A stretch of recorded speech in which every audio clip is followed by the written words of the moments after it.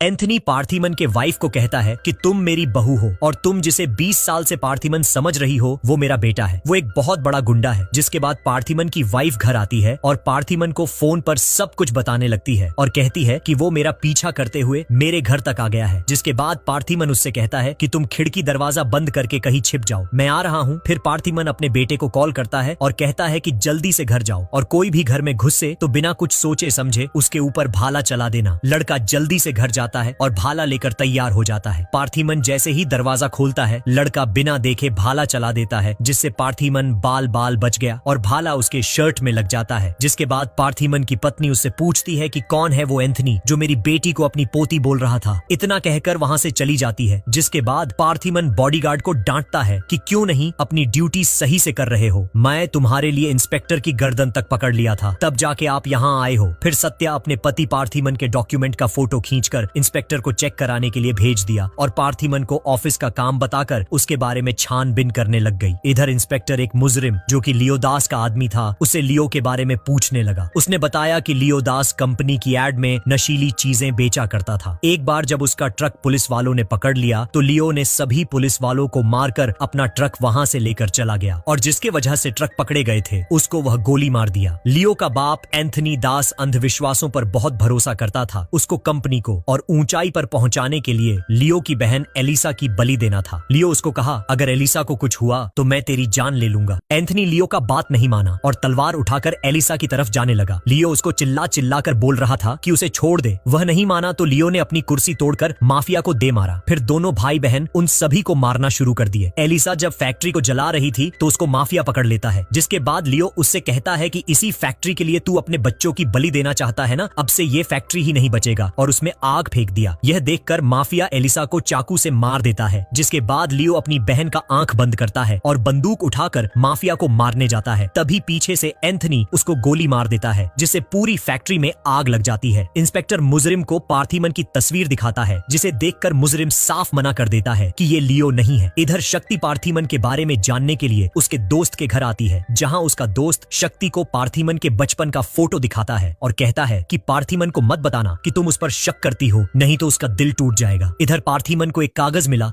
पार्थिमन letter पढ़कर रोने लगा और शक्ति से कहता है कि तुम्हें मुझ पर भरोसा नहीं है, कोई मेरे जैसा दिखता है तो इसमें मैं क्या करूं। अब तुम मुझे कोई सफाई मत देना, मैं मरते दम तक ये नहीं भूलूंगा कि तुमने मुझ पर शक किया है। मैं सबको बता बता के थक गया हूँ कि मैं लियो नहीं पार्थिमन हूँ। तभी एंथनी का फोन आ जाता है और कहता है कि बाहर देख कौन आया है। अगर तू मान लेता कि मैं ही लियो हूँ तो मैं इधर कभी नहीं आता और तेरा बेटा सिद्धार्थ मेरे कब्जे में है, अगर बचा सकता है तो बचा ले। इतना कहकर एंथनी वहां से जाने लगता है।